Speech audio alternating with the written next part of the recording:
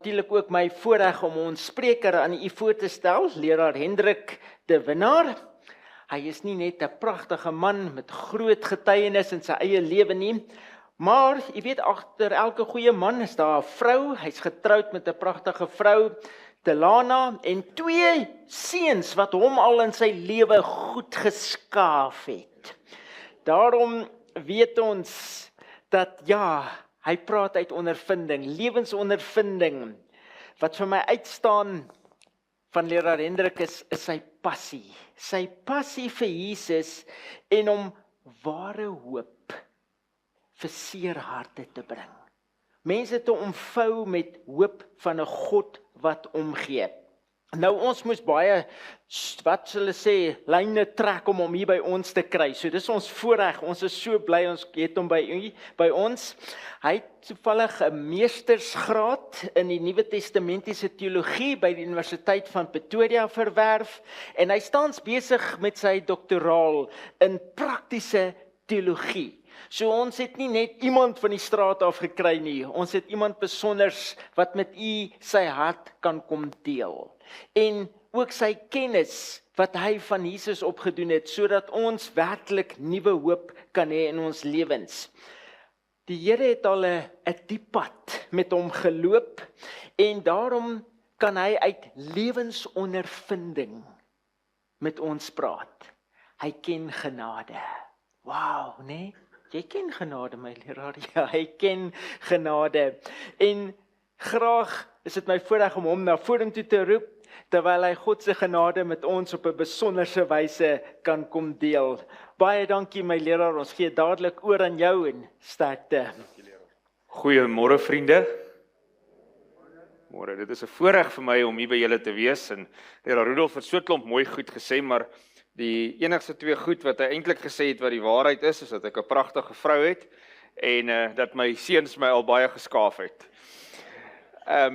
Maar ja, dis 'n voorreg om by julle te wees. Baie dankie vir die uitnodiging, leraar Rudolf en jou span, om vandag en volgende week, Saterdag 13 Junie, ook hier so saam met julle te wees en bietjie dieper te delf in antwoorde wat die Bybel gee op hierdie vraag. Is daar hoop in al die chaos? So leraar Rudolf het klaar die temas gegee waaroor ons gaan gesels. Nou gaan dit nie nou herhaal nie, maar hierdie 6 lesings, party gaan bietjie korter wees, ander gaan bietjie langer wees, maar hierdie 6 lesings, hierdie 6 temas het tot my eie lewe gespreek en hoop gegee in tye wanneer ek chaos in my lewe beleef het. En wanneer ons na hierdie wêreld om ons kyk, dink ek nie een van ons kan ontken dat die wêreld in absolute chaos verval het nie. Oor die laaste paar maande, sedert Februarie maand, is daar enigiemand wat nie geraak is deur die oorlog in die Midde-Ooste? Is daar enigiemand, dalk is die ouens hier wat elektriese voertuie ry. Hulle is dalk makliker af, maar die res van ons is almal geraak deur iets so chaoties soos 'n oorlog wat vir baie van ons nie eers sin maak nie. En ons beleef dit in ons samelewing, moord en geweld en siekte. Hierdie land, Suid-Afrika, is een van die mees gewelddadigste lande in die wêreld. Ons het een van die hoogste misdaadsyfers wat in die wêreld is. En ons raak eintlik al gewoond daaraan. Maar dit is so dat die wêreld waarin ons leef, gedompel is in totale chaos. En net die feit dat jy en ek al begin gewoond raak daaraan uit, beteken nie dat dit nie meer chaoties is nie.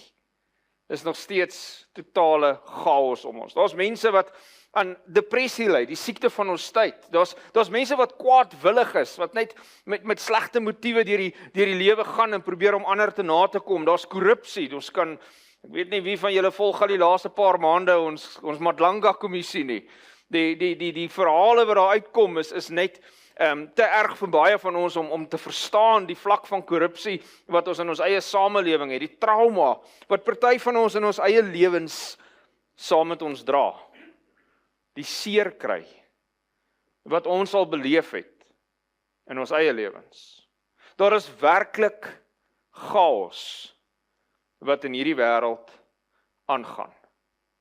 Maar om uiteindelik by die hoopoplossing te kom, wat ek hoop ons by gaan kom, moet ons verstaan waar kom dit vandaan. Sien, ons kan nie net indelf en sê, maar hier is die oplossing vir die probleem, as ons nie weet waar hierdie probleem se ontstaan is nie. Ons moet gaan delf en soek, wat is die probleem se ontstaan? Waar kom chaos vandaan? Hoekom word ons gekonfronteer met dit waarmee ons gekonfronteer word elke dag? Waar het dit begin? Deesdae is daar 'n redelike neiging in die teologie wat die bestaan van 'n bose mag bevraagteken. Bestaan die duiwel regtig? In die onlangse 20-25 jaar was daar redelike groot stemme wat uitgekom het. J. Louder het in die rapport geskryf, 'n artikel met die naam Liefs na die duiwel met Ouniek. En Sakkie Spannenberg, 'n bekende teoloog in Suid-Afrika, wat deel was van die berugte Jesus seminar, hy skryf, die idee van die duiwel is 'n ontwikkelende konsep en nie werklik nie. Dis iets wat ons in ons gedagtes vir onsself uitgemaak het om te probeer sin maak van hoekom dinge so sleg gaan.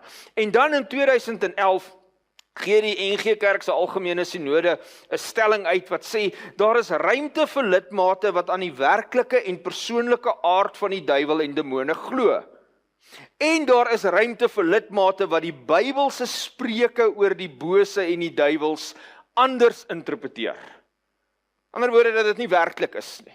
Ons skep ruimte vir almal om te glo oor boosheid en oor die ontstaan van boosheid net wat hulle wil.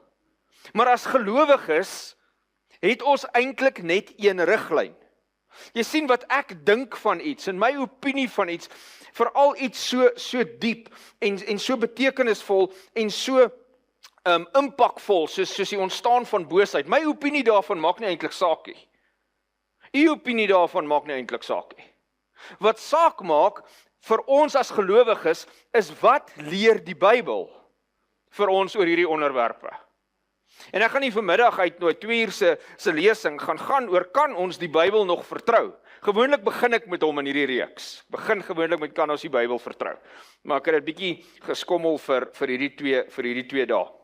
Vandag en volgende week. So as jy wonder, is dit so maklik om oor die Bybel te praat? Is die Bybel eerstens betroubaar? Bly net tot vanmiddag toe. Dan gaan ons daarna kyk. Maar vir ons as gelowiges is hierdie die bron waarop ons opinies, ons idees, ons kennis, ons geloof oor hierdie onderwerp van boosheid moet bou. En hierdie verhaal van boosheid en lyding en chaos begin baie lank terug. Ons lees daarvan in Genesis 3 vers 1 tot 5.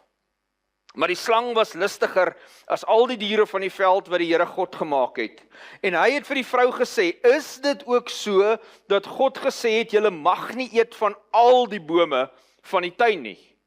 En die vrou antwoord die slang, van die vrugte van die bome in die tuin mag ons eet, maar van die vrugte van die boom wat in die middel van die tuin is, het God gesê, julle mag daarvan nie eet nie en dit nie aanroer nie, anders sal julle sterwe. En toe sê die slang vir die vrou, julle sal gewis nie sterwe nie. God weet dat as julle van daardie boom se vrugte eet, julle oë sal oopgaan en dat julle soos God sal wees en dat julle ook goed en kwaad sal ken. Nou dink net vir 'n oomblik hieroor na. Jy is in hierdie perfekte wêreld geskep, waarin Adam en Eva geskep is. Eva is in hierdie perfekte wêreld geskep. Daar was nog nooit iets wat haar probeer kwaad aandoen het nie. Sy het nog nooit enige gevaar beleef nie. Sy het nog nooit enige vrees beleef nie. Maar hier begin hierdie slang met jou praat. Nou, daar's baie teorieë oor hoekom Eva met hom teruggepraat het. Ek kan nogal dink wat ek sou doen as 'n slang met my begin praat. Ek hou al klaar nie van hulle nie en hulle kan nie praat nie. Maar as hulle met my sou begin praat het, sou ek waarskynlik gehardloop het vir my lewe. Maar Eva, wanneer sy gekonfronteer word met hierdie slang, hardloop nie weg nie. Eva begin in gesprek tree met hom. En ja, ons kan dalk aanvoer dat sy nog nooit enige hartseer of seer of te nagekom is deur enigiets nie, sy het nog nooit rede gehad vir enige vrees nie, sy ken dit nie, maar net die woorde wat die slang vir haar sê, moes haar al reeds op haar agterhoede geplaas het. Die slang kom sê iets wat teenstrydig is met wat God sê. Nou wie was hierdie slang? Wat was hierdie slang wat aan Eva verskyn het? Wel, die Bybel identifiseer hom.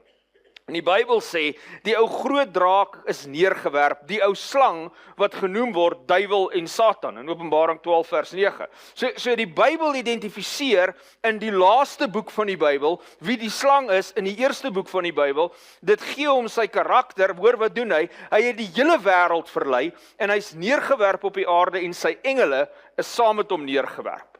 So van waar af kom hy? Van waar af is hy neergewerp? Wel, die Bybel antwoord ons in Lukas 10 vers 18, praat Jesus en hy sê, ek het die Satan soos 'n bliksemstraal uit die hemel sien val. Dis waar hy vandaan kom. En dit laat ons al vreemd voel. Want wat soek die Satan, die duiwel in die hemel? Hoekom van daar af? En tog is dit wat die Bybel leer. Jy sien, in die Bybel ontvou hierdie uiters tragiese verhaal. Die verhaal van Satan, 'n wese met die naam Satan, maar dit was nie altyd sy naam nie. Die Bybel identifiseer hom eers, ons gaan nou daarna kyk, as die engel van lig of die môrester. En hy het hierdie pragtige, magtige engel in die hemel gewees, en anders as die meeste kunstenaars se voorstelling van die duiwel, is hy nie hierdie mannetjie wat rooi is en met 'n groot vurk loop en 'n lang stert het nie. Dit is nie hoe die duiwel lyk nie. Jy sien, die Bybel gebruik in die boek Esegiel die simbolieke taal of simboliese taal wanneer hy die koning van Tyrus beskryf om eintlik hierdie wese te beskryf. En hoor wat skryf Esegiel oor hierdie engel van lig. Hy sê oor hom, jy was die seelring van eweredigheid. Met ander woorde, jy was perfek gewees. Jy het uitgestaan as perfektheid. Jy was vol wysheid, jy was volmaak in jou skoonheid, jy was in Eden, die tuin van God, allerhande edelgesteentes was jou bedekking, jy was volkome in jou weef van die dag af dat jy geskape is. So die eerste ding wat ons moet oplet is dat hierdie wese is 'n geskape wese. Die tweede ding wat ons moet sien is dat hierdie wese is perfek geskape. Hierdie wese is nie as boos geskape nie. Hierdie wese het hierdie volkomenheid in sy weë gehad. Hy het alles goed en reg gedoen aanvanklik. Engel van lig het 'n verhewe posisie in die hemel beklee. Hy was hierdie beskermende engel, het die posisie reg langs God se troon gehad. Esegiel gaan verder, jy was volkome in jou weë van die dag af dat jy geskape is totdat. Nie gebeur iets met hierdie wese, gebeur iets met hierdie bose mag, gebeur iets met hierdie engel van lig, hierdie môrester, totdat daar ongeregtigheid in jou gevind is. En ewe skielik is hierdie pragtige geskape, perfekte wese, is nou vol ongeregtigheid. Ongeregtigheid, 'n ander woord vir sonde.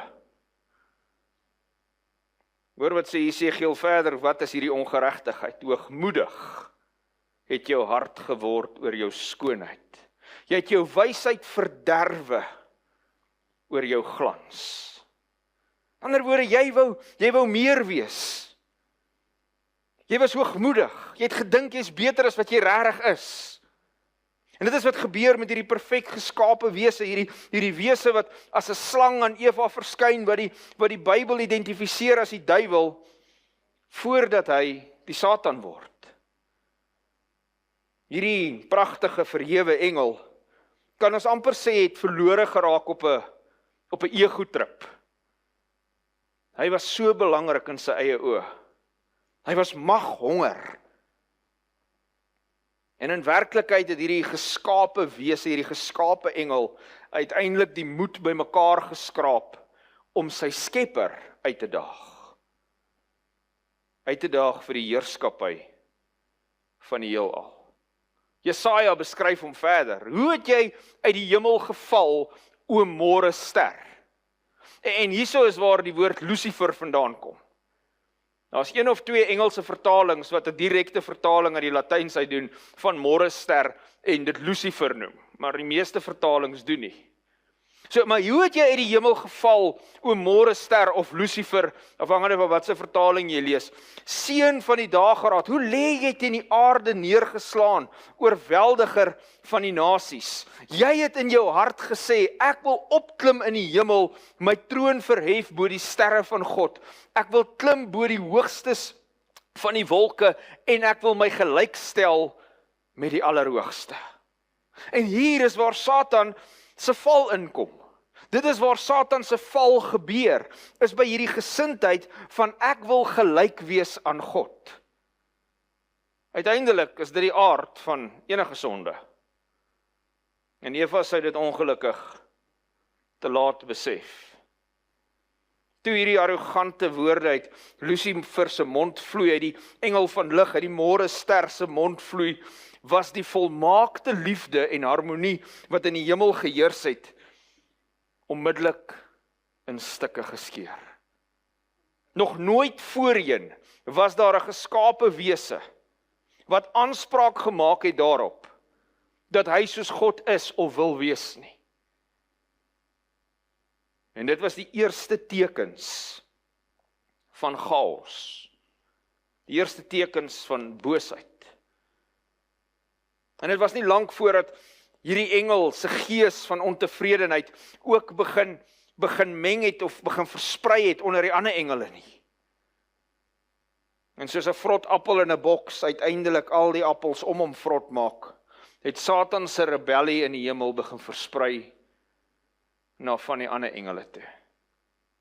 En God kon in daardie oomblik boosheid net totaal en al uitgewis het. God kon die besluit geneem het om Satan en al die ander engele wat dit oorweeg om hom te volg in 'n oomblik uitgewis het. Dit was binne sy mag, maar dit was teen sy karakter. Die Bybel leer ons in 1 Johannes 4 vers 8 dat God is liefde. En liefde vereis, perfekte liefde vereis keuse. En as God op hierdie stadium die Satan en boosheid en sy bose gedagtes en sy bose motiewe net onmiddellik uitgewis het, sou daar nooit weer 'n skepsel gewees het, 'n intelligente skepsel gewees het, wat God uit keuse en uit liefde gedien het nie. Dit sou uit vrees gewees het. En dan kan ons sê, ja, maar kon God nie daai idee uit almal se verstand uitgehaal het, en ja, dit kon hy ook doen. Maar weet jy wat? God sou weet, en sy karakter sou weet, dat hy teenstrydig opgetree het met wie hy is. En daarom laat God hierdie keuse, hierdie hartseer, hierdie vernietigende keuse toe, want hy wil hê dat intelligente wesens hom moet aanbid en volg en dien, omdat hulle 'n keuse uit liefde maak, nie uit vrees nie. God se geregtigheid, God se manier van die heelal bestuur, word deur Lucifer bevraagteken, word deur hierdie engel bevraagteken. Hy daag God se wette uit, hy daag God se regverdigheid uit, hy daag God se karakter uit. Hy glo dat hy die aarde dalk beter, die heelal dalk beter kan bestuur, beter oor kan heers as God. Maar jy sien die verskil is dat dit wat Satan, althans Lucifer of althans die môrester, hierdie is die ontwikkeling van hoe hy Satan word, wat hy nie verstaan nie, is dat juist dit wat hy wil wees, hy wil soos God wees, hy nie kan wees nie, want hy tree op uit selfverheffing uit, terwyl God uit liefde optree.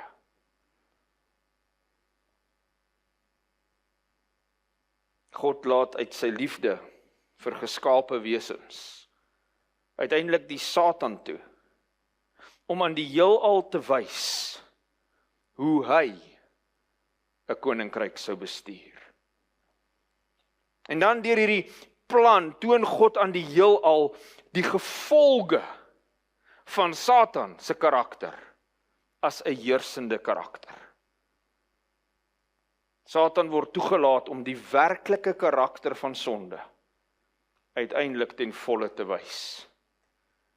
En so kom daar hierdie sluipende virus van twyfel en misleiding wat deur hom versprei word, tot by 1/3 van die engele in die hemel. En ons lees in Openbaring 12 vers 3 tot 4 hierdie verhaal van 1/3 van die engele. En 'n ander teken het in die hemel verskyn, en daar was 'n groot vuurrooi draak met 7 koppe en 10 horings, en op sy koppe 7 krone. Dit klink nogal na 'n verskriklike beskrywing, né? En sy stert het 1/3 van die sterre van die hemel meegesleep en hulle op die aarde gegooi. En daar het oorlog in die hemel gekom. Michael en sy engele het oorlog gevoer teen die draak, en die draak en sy engele het oorlog gevoer, en hulle kon nie oorwin nie, en hulle plek was in die hemel nie meer te vind nie. En die groot draak is neergewerp, die ou slang wat genoem word duiwel en Satan, wat die hele wêreld verlei, is neergewerp op die aarde, en sy engele is saam met hom neergewerp. En dit is hierdie hartseer verhaal wat ons nou beskryf het, hierdie hartseer verhaal wat ontvou oor hoe uiteindelik hierdie slang homself hier in die tuin van Eden bevind, waar hy met Eva hierdie gesprek kan hê, waar hy homself voordoen as 'n slang. En hy met daar hierdie gesprek kan hê. Dis hoe hy daar kom. Dis uit rebellie uit, dis uit oorlog uit, dit is uit chaos uit, dat Satan homself uiteindelik bevind op hierdie aarde. En die hemel was die slagveld van die eerste oorlog, maar daar is Satan en sy engele dan uitgewerp, en nou gaan daar die oorlog hier op aarde voort. Die stryd verskuif van die perfekte hemel waar God teenwoordig is, na hierdie aarde toe waar sy skepsels is. Paulus vertel vir ons dat hier op hierdie aarde is ons tans amper 'n verhoog, waarop die res van die skepping kan sien hoe dit sou lyk as Satan die heelal bestuur het. Hy skryf in 1 Korintiërs 4 vers 9, ons het 'n skouspel geword vir die wêreld, vir die engele, sowel as vir mense. Planeet Aarde het pas uit die vingers van die Skepper God gekom, perfek, sonder enige klad van boosheid of siekte of sonde of vrees. Dit is die perfekte skepping. En toe maak God mense. En hoekom maak God mense? Want God is 'n verhoudingswese. En die manier hoe hy hulle maak, sê vir ons, dat hy maak hulle vir verhouding. Hy het die mens geskape na sy beeld, na die beeld van God het hy hom geskape, man en vrou het hy hulle geskape. Nou, wat beteken dit om na die beeld van God geskape te wees? Die perfekte beeld van God. Beteken dit dat ons lyk presies soos God lyk? Beteken dit dat ons kan alles doen wat God kan doen? Nee, dit beteken dat die beeld van God, wie hy is, sy karakter, word weerspieël in die mens. Ons het nou gesê, wat sê 1 Johannes 4, wat is God? God is liefde, en God maak die mens om ook in hierdie liefdesverhoudings te kan intree. God maak ons om liefde te kan gee en liefde te kan ontvang, en dit is die perfekte beeld van God. Perfekte wêreld. Perfekte 2 mense, perfekte beeld van God. En God het hulle geseën, en God het vir hulle gesê, wees vrugbaar en vermeerder, en vul die aarde, en onderwerp dit, en heers. Daar's 'n belangrike woord, heers. Julle is veronderstel om die heersers van hierdie aarde te wees. Die mens, Adam en Eva. Heers oor die visse van die see, en die voëls van die hemel, en oor al die diere wat op die aarde kruip. Hierdie is julle plek, julle kan hier heers. God gee heerskappy oor hierdie wêreld. En alhoewel hierdie 2 mense perfek geskep word, wil God 'n verhouding hê met hulle. En as intelligente wesens is daar net een manier hoe 'n liefdevolle verhouding kan plaasvind. En dit is dat daar moet vryheid van keuse wees.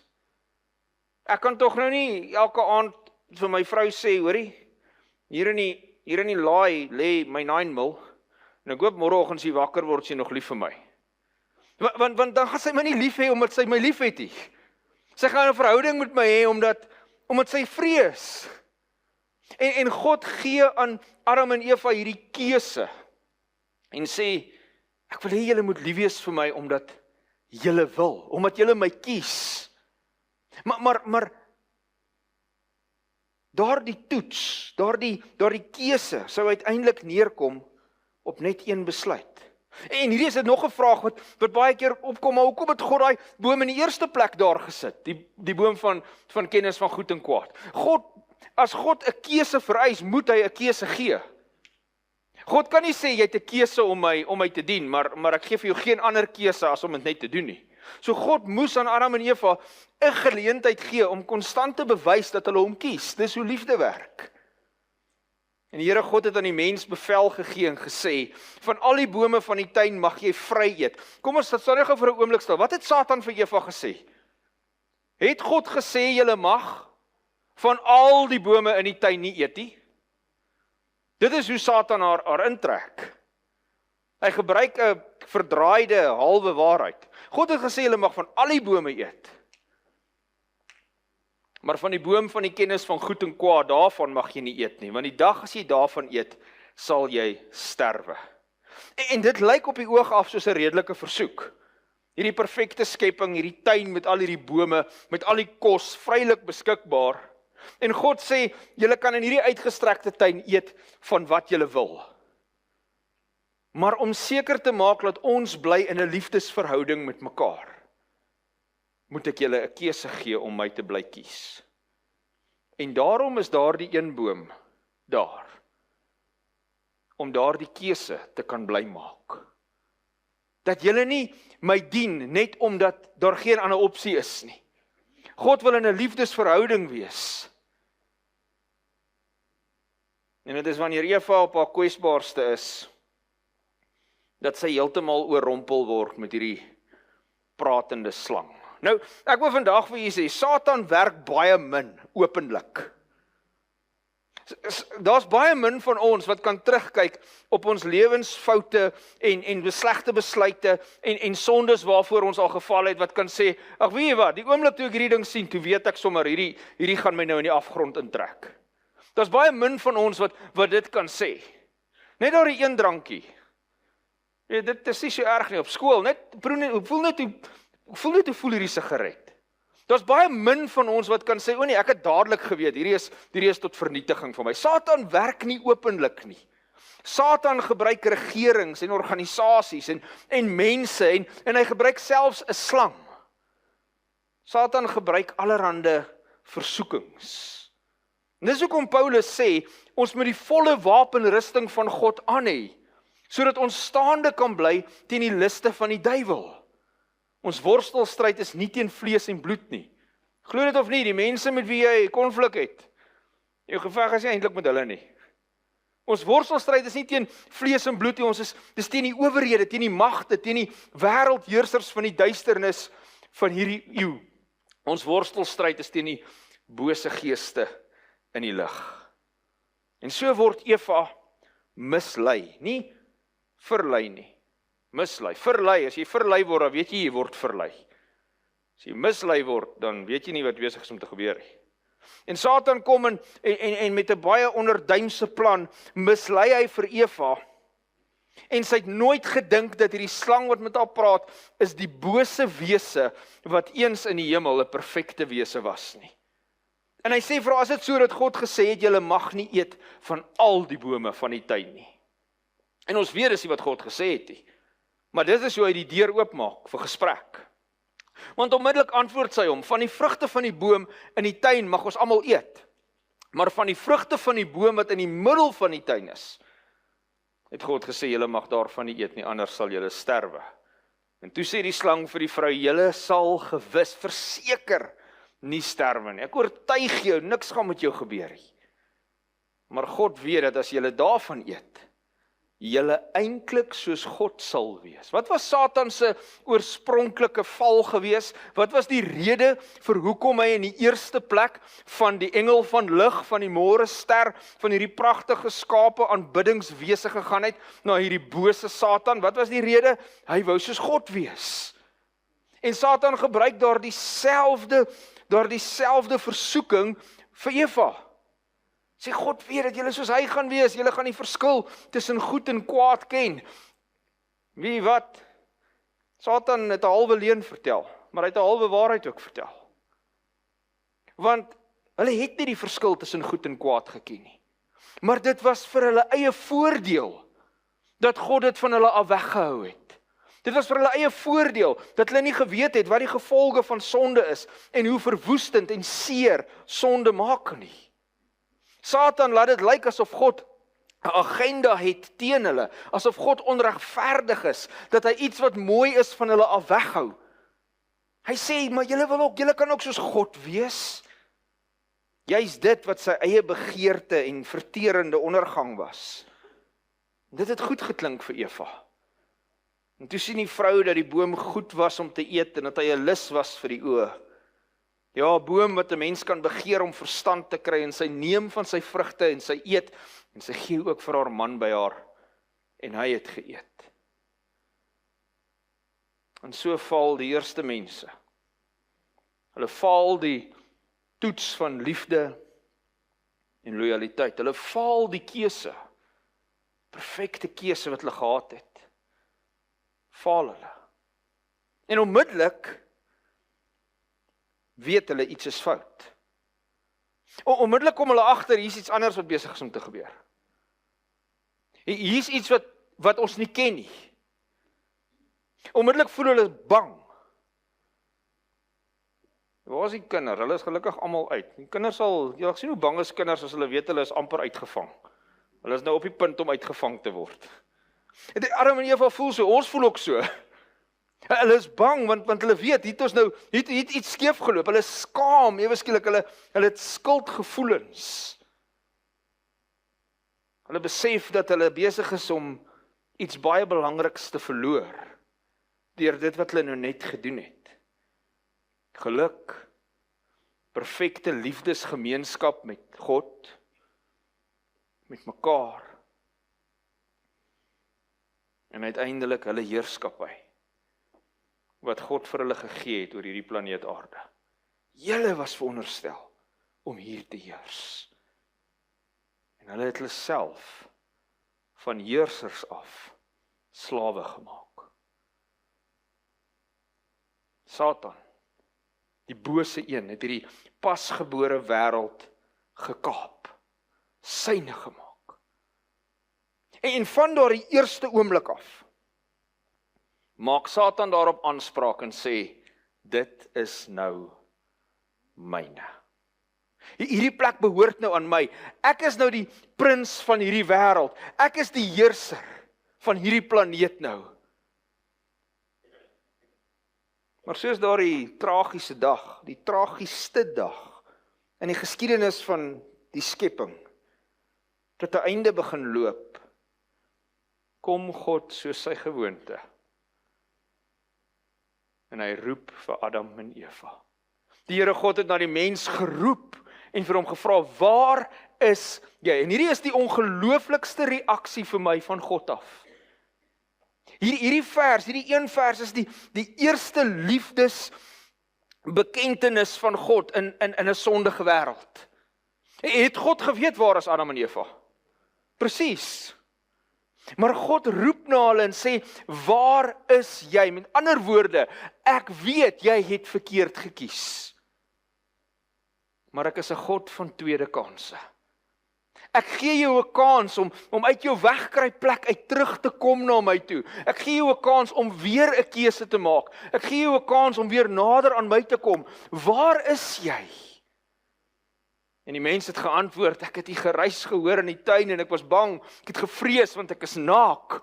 En daarom het ek my verberg. Nog nooit voorheen was Adam bang vir enigiets nie. Maar nou was hy bang. Dit is sonde wat ons bang maak vir God. Dis sonde wat ons laat wegtrek van God af. Dis sonde wat ons laat wegkruip vir God. En God vra vir hom, het jy geëet van die boom waarvan ek jou beveel het om nie te eet nie? Weereens, het God geweet wat hy gedoen het? Absoluut. Dit was die enigste rede hoekom hy sou bang wees. En God is alwetend. Maar hy sê, het jy geëet? Hy gee hom weer eens 'n geleentheid om 'n bekentenis te gee. Hy gee hom weer eens geleentheid om berou te toon. En wie weet, ons kan net spekuleer hoe die geskiedenis van hierdie wêreld anders sou lyk as Adam in daai selfde oomblik in berou neergeval het en om vergifnis gepleit het. Maar wat doen Adam eerder? Die vrou wat U my gegee het, dis sy. Sy het my laat eet van hierdie boom. Die vrou wat U my gegee het om by my te wees, sy het my van die boom gegee en ek het geëet. Nie neerval in stikkende berou nie, eerder kom ons wys die vinger vir iemand anders. Is dit nie presies wat die karakter van die mens is wat sondig is nie? Sê ekie. Dis iemand anders. En nie enige iemand anders nie. Dis U. U het hierdie vrou gegee. Jy moes hierdie vrou nie gegee het nie, sy het net kom moeilikheid maak nie. Ons manne kan nou maar dink wat ons wil, maar ons mag nie sê wat ons wil nie. Dis die vrou se skuld. En wat doen Eva? Eva gaan verder en sy sê nee. Toe God vir haar vra wat het jy gedoen? Sy sê nee, dis die slang wat my bedrieg het. En ek het geëet. En hierdie verhaal vir die van u wat onthou so klompie jare terug, as ek hierdie verhaal lees, dink ek altyd daaraan aan Hansie Cronje. Dis die duiwel wat my dit laat doen het. En hy was nie heeltemal verkeerd nie. Maar dis die mens se natuur om nie te wil erken en verantwoordelikheid vat vir wanneer ons hierdie mislukkings maak nie. Adam sê is die vrou sê is die slang. En die slang staan terug en hy glimlag breed. Hy het nie nodig om enigiemand anders te beskuldig nie. Hy het gekry wat hy wou hê. Hy is die prins van hierdie wêreld. En uiteindelik, op daardie dag, word die mens veroordeel tot die dood. Onsterflikheid was aan hulle beloof, maar dit was beloof op voorwaarde van gehoorsaamheid. Beloof op voorwaarde van die regte keuse. En daardie onsterflikheid word van hulle weggeneem, en selfs dit is 'n daad van genade. Want weet jy wat 'n slegte lewe dit sou wees as ons onsterflik was en ons vir altyd moes leef met sonde en die gevolge van sonde konstant. So het God dan die mens weggedryf en gerubs, dis tipe engele, aan die ooste kant van die tuin van Eden laat woon met 'n swaard wat vlam en flikker, om die toegang tot die boom van die lewe, die boom waarvan hulle kon eet om vir altyd te leef, te bewaak. Die duiwel het gesê, julle sal gewis nie sterwe nie. Maar ons lees dat die dae van Adam was 930 jaar en hy het gesterwe. Satan se leuen was ontbloot.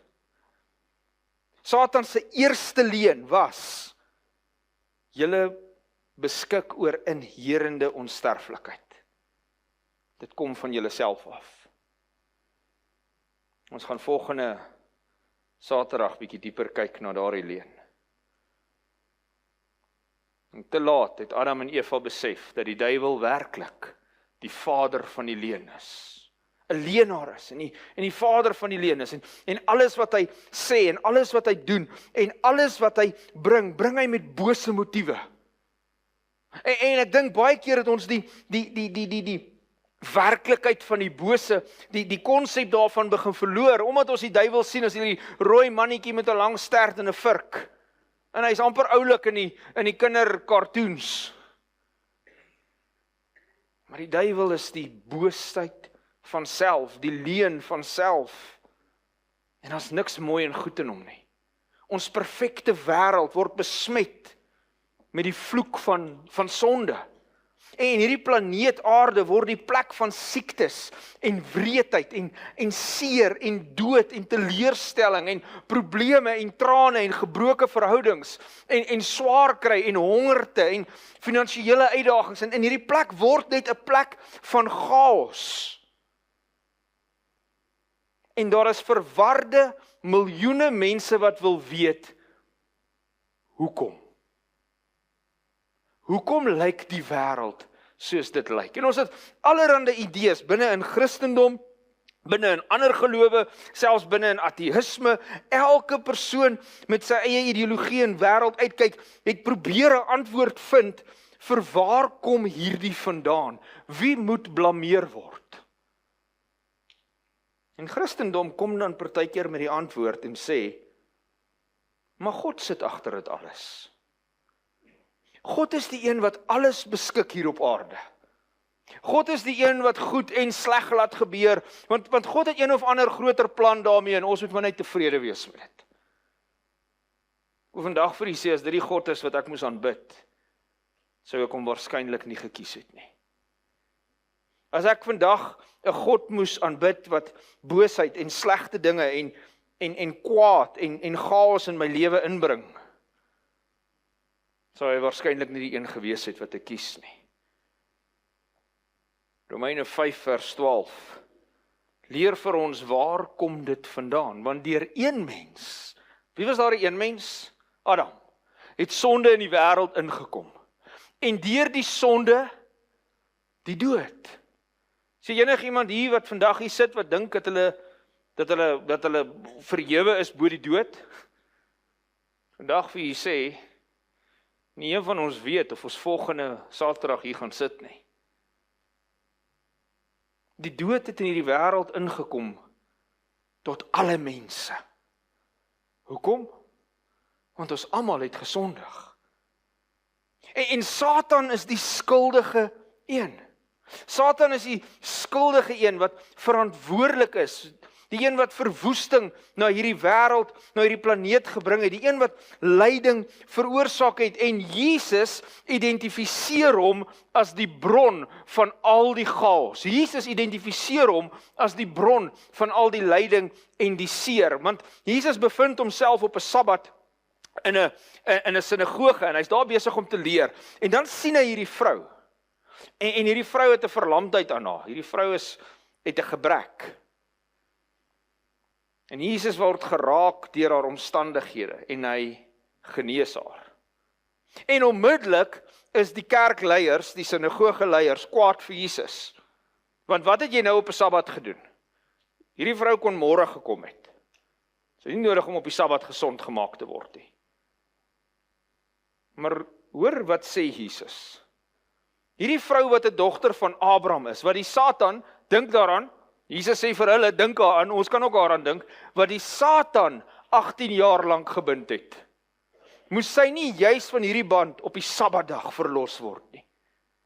Jesus identifiseer die Satan as die een wat hierdie siekte oor hierdie vrou se pad gebring het, oor hierdie vrou se lewe gebring het. Nou, antieke Jode se siening was, dat alles wat op aarde gebeur, is God wat dit doen.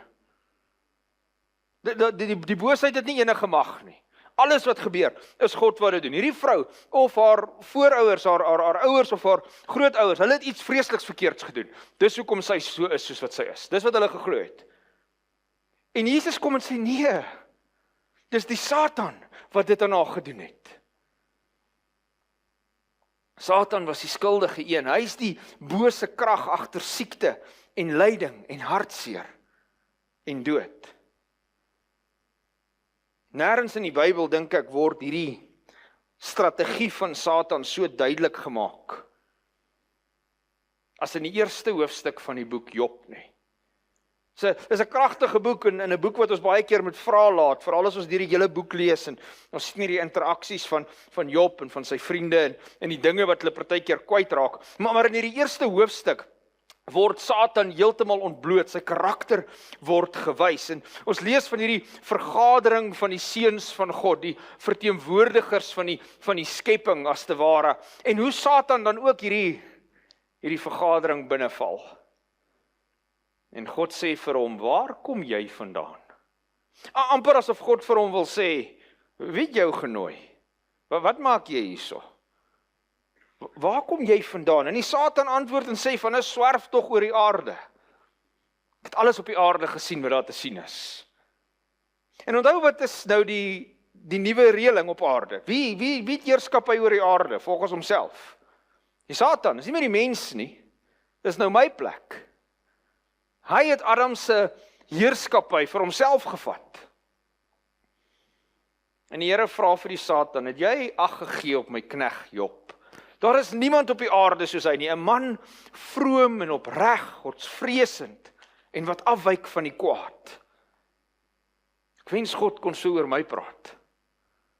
Ek wens wanneer God na my kyk, kon hy hierdie woorde gebruik. Satan, het jy gesien? Het jy my knegg gesien? Het jy my kind gesien? Die Here sê vir Satan, wag net 'n bietjie. Daar is steeds hulle wat kies om jou nie te dien nie. Daar is steeds hulle wat die regte keuse maak. Jy mag dalk heerskappy hê, jy mag dalk verwoesting bring, jy mag dalk chaos in hierdie wêreld bring, jy mag dalk die bron wees van alle sonde en wat almal sondaars maak, maar te midde van daardie sondaars is daar nog steeds mense wat die hand opsteek en sê, ons kies om God te dien. En het jy vir Job gesien? En dan sê Satan vir God, is alles goed en wel. Maar kyk hoe mooi sorg jy vir hom. Dis geen wonder dat hy jou bly kies nie. Ek sê vir jou, vat net aan party van sy goed. Dan gaan jy sien hoe draai Job. Die vertroue wat God in Job stel. Wanneer hy sê, alles wat hy het is in jou hand. Net aan homself mag jy jou hand nie uitsteek nie. En Satan gaan daarvan al weg en hy's gretig om sy hande op hierdie Job karakter te lê. Hy's gretig om hom te kry, om teen God te draai. Want dan kan hy uiteindelik wys dat dit nie moontlik is vir die mens om die regte keuse te maak nie. Dat wanneer die mens die regte keuse maak, is dit net omdat hulle God as 'n Kersvader tipe figuur sien, maar die oomblik wat God nie meer gee nie, dan sal hulle teen hom draai. So Satan is gretig om hierdie Job karakter se lewe omver te gooi en te sien dat hy sy rug op God draai. En hy gaan eerstens en hy laat al Job se vee gesteel word en sy veewagters doodgemaak word. En daarna slaan hy met weerlig sy skape en sy herders dood. En dan kom daar 'n volk genaamd die Galdeërs en hulle kom en hulle steel Job se kamele. Hierdie ou verloor alles besittingsgewys in hierdie kort tydjie. Maar Satan is nog nie klaar met hom nie. En Satan verwoes die huis waarin Job se kinders is met 'n groot wind. En al 10 Job se kinders sterf.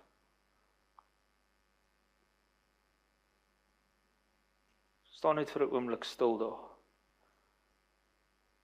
Miskien sit hier iemand wat al deur daai seer van die verlies van 'n kind se sterwe gegaan het.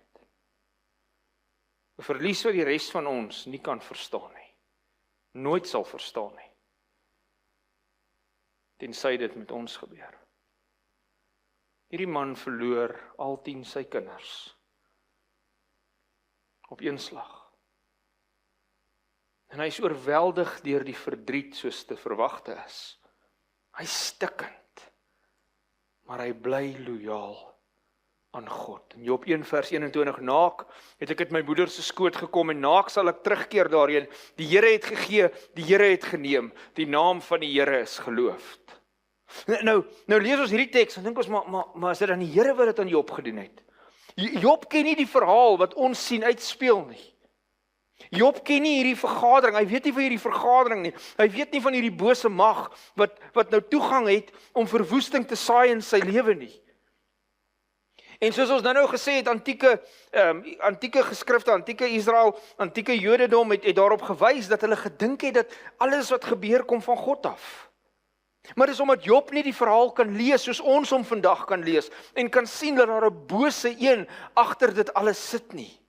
Hy het nie verstaan dat Satan die vernietiger is en verantwoordelik is vir wat met hom gebeur nie. En selfs al verstaan Job nie presies wat besig is om te gebeur nie. Selfs al verstaan Job nie presies hierdie lyding en hierdie swaar kry wat met hom gebeur nie, bly hy getrou aan sy God. Satan kom terug en hy sê vir God, uit vir uit, alles wat iemand het, sal hy vir sy eie lewe gee. Maar strek net jou hand uit en tas sy gebeentes en sy vlees aan. Regtig, waarlik, hy sal u dan in die aangesig seën of vloek. En die Here sê aan die Satan, hy's in jou hand, maar jy mag nie sy lewe neem nie. Maar selfs nadat die Satan weggegaan het en hy Job met bose swere getref het, van sy voetsool tot sy skedel, iemand wat al 'n sweer gehad het. Ek het een keer in my lewe al een put sweer gehad. Dis onbeskryflik seer en ongemaklik. Hierdie man word getref sy hele lyf. Maar selfs deur dit alles het Job nie gesondig en aan God niks slegs toegeskryf nie. Job bly getrou, Job bly die keuse maak, dat ten spyte van die chaos wat in my lewe aangaan, ten spyte van die seer, ten spyte van my liggaam wat afgetakel is, ten spyte van die verlies van al my besittings, ten spyte daarvan dat my kinders almal op een slag dood is, ten spyte daarvan dat hier konflik in my huwelik nou is oor al hierdie chaos, ten spyte van alles wat skeefloop, ek sal getrou bly aan my God. Wie was dit wat Job so getuister het? Dit was die bose een. Dit was Satan. Hy is die skuldige een wat verantwoordelik is vir die chaos in jou lewe. Vir die seer in jou lewe. Vir die probleme in jou lewe. Ons is vasgevang in hierdie verwarrende groot stryd. Die stryd tussen reg en verkeerd, tussen lig en duisternis, tussen goed en kwaad. Ons is vasgevang in hierdie stryd. Die stryd tussen God se gesag en wetteloosheid, tussen die skepper en die rebel Satan. Jy en ek is ongelukkig nie toeskouers nie. Ons kan ongelukkig nie terugsit en kyk hoe speel hierdie groot stryd hier voor ons uit nie. Ons is in dit. Of ons wil of nie, ons is in dit. En die idee dat Satan net 'n mite is, of 'n toeval is, of net 'n gedagte is wat ons vir onsself ontwikkel het, laat ons onvoorbereid om hom te gaan. Johannes sê in Openbaring 12 vers 12, wee, jammerte vir die bewoners van die aarde en die see, want die duiwel het na julle neergedaal met groot woede. Hy's hier, hy's woedend. Hy wil verwoesting bring. 1 Petrus 5 vers 8 sê vir ons, wees nugter en waaksaam, julle teestander die duiwel loop rond soos 'n brullende leeu. En hy kyk wie hy kan verslind. Dit was Satan wat die gedagte in Herodes se kop geplant het om die jong baba seentjie dood te maak. Dit was Satan wat na Jesus gekom het, vermom as 'n engel uit die hemel uit, in die hoop om hom te kan laat val. Hy sê vir hom, as hy al hierdie dinge sal ek vir u gee, as u net neerval en my aanbid. Nadat Jesus hoe lank al sonder kos of water was. Maar Jesus antwoord hom, gaan weg Satan. Daar's geskrywe, die Here jou God moet jy alleen dien en aanbid. En dit is Satan wat vir die oomblik as 'n oorwinnaar staan. Wanneer hy Jesus aan die kruis van Golgotha sien hang. Dit was sy oomblik van finale nederlaag, om finale nederlaag aan God toe te skryf. Om die doodsvonnis vir Jesus en vir die mensdom vas te maak. Van sy geboorte, deur die woestynervaring, sy hele lewe, tot by die kruis, glo Satan dat hy die geleentheid het om Jesus se lewe te neem. Maar dit was eintlik 'n uur van oorwinning.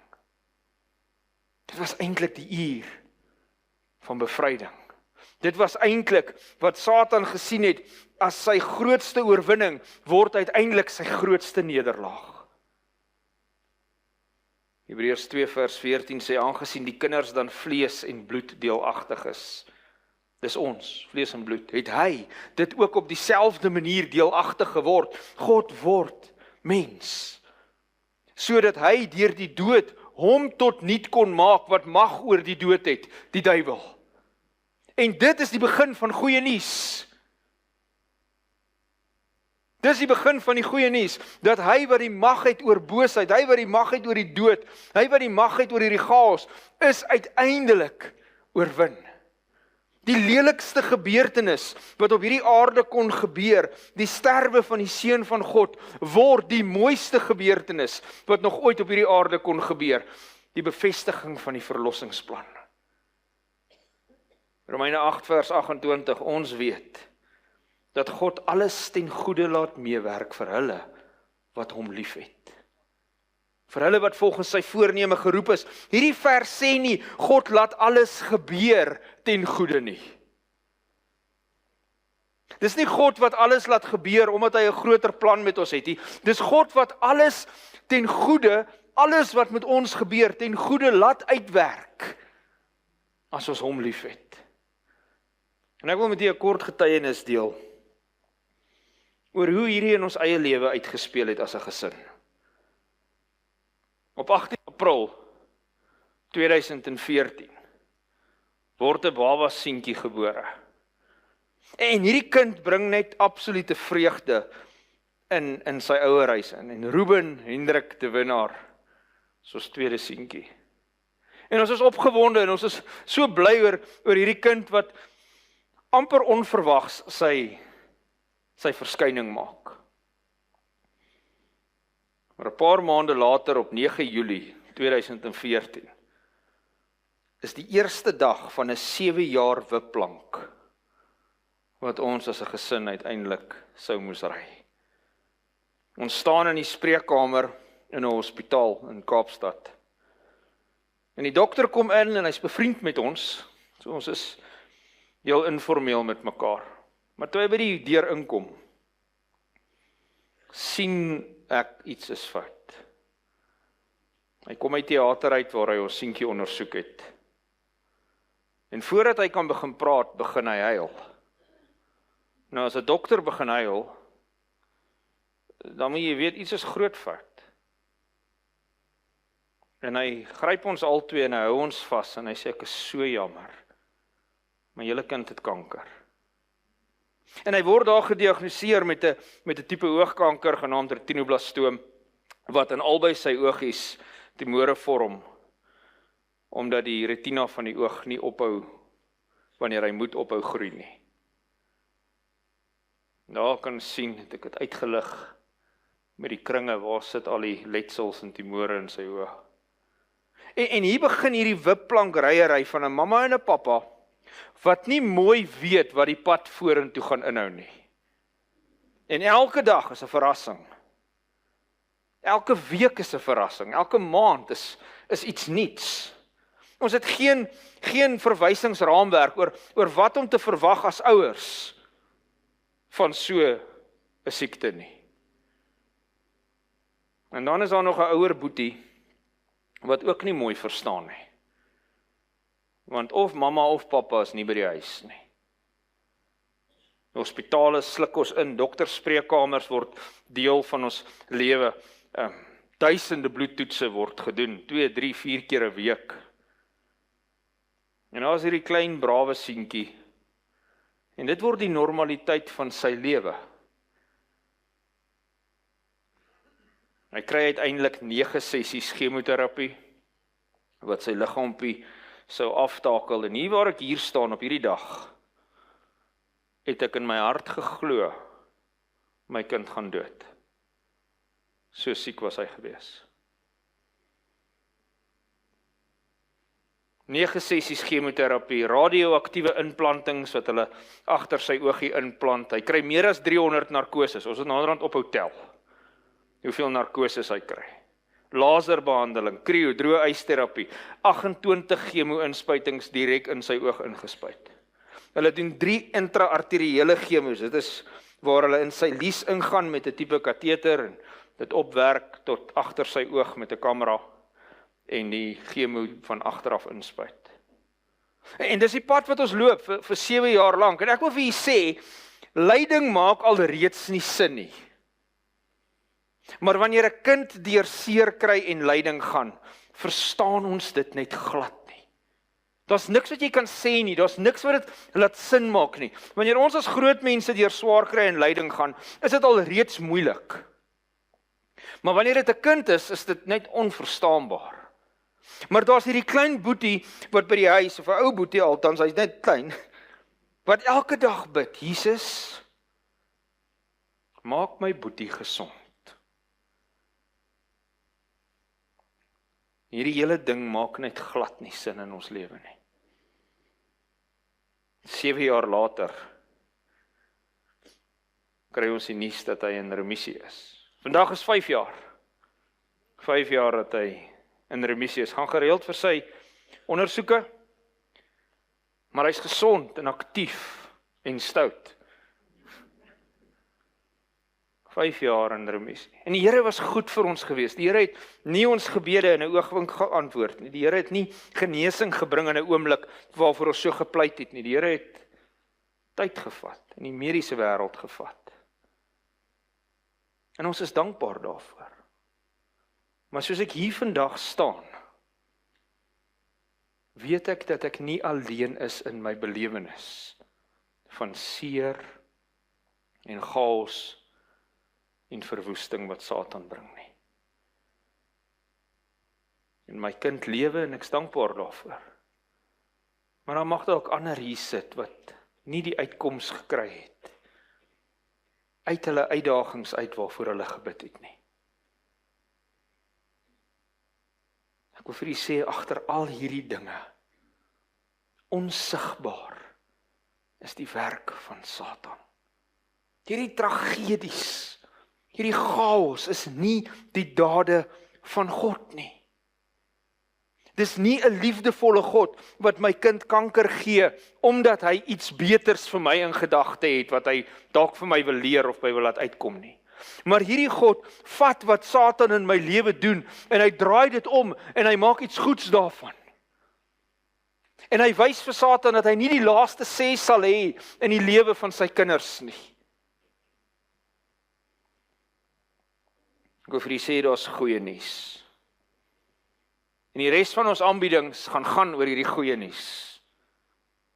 Daar's goeie nuus, en die goeie nuus is dat hierdie hemel, hierdie planeet, wat deur Satan gekaap is, binnekort gered sal word daarvan.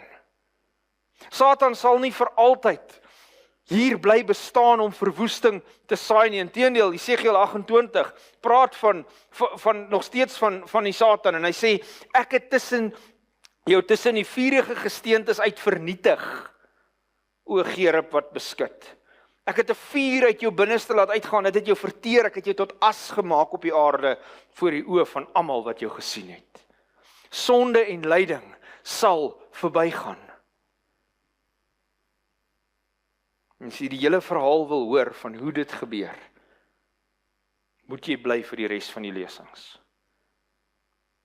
Vandag se 2, volgende week se 3. Jesus Christus sal die verwoesting wat die Satan in jou lewe gebring het, uiteindelik kom vernietig. Vir elke een wat seer het vanoggend, vir elkeen wat dalk gekom het omdat die advertensie omgetrek het en hy weet in sy eie lewe is daar chaos. Miskien is die lidmate van hierdie gemeente en het gekom en dit is waar jy moet wees. Miskien is die besoekers hierso. As jy vandag hier sit met seer in jou hart, met chaos, met net geen sin nie, sê Jesus, ek sal hom wat na my toe kom nooit uitwerp nie. Ons 'n lied wat sê, daar's 'n plek van rus so soet, dig by die hart van God. En jy mag dalk hier sit met baie vrae en baie seer. By Jesus is daar vir jou skuiling en vrede. Amen. Here Jesus, hier sit die kinders. U ken die seer in ons lewens. U weet wat die verwoesting is wat Satan in ons lewens kom werk het. Partykeer deur ons eie slegte keuses, partykeer deur die slegte keuses van ander. Partykeer net omdat dit die natuur van hierdie sondige wêreld is. Maar U weet wat dit is wat ons lewens seermaak en chaos bring. Ek plaas hierdie gebou vol kinders van U in U hande. Wees U die teenwoordigheid. U beloof, wanneer ons na U toe kom, sal U ons nie weggooi nie. Wees U die teenwoordigheid te midde van ons seer en ons stikkindheid, om ons uiteindelik te genees. Beskerm ons van die bose een, beskerm ons van die Satan, en wanneer hy ingang in ons lewens vind, help ons om soos Job getrou te bly aan ons God. Dis my gebed in Jesus se naam. Amen.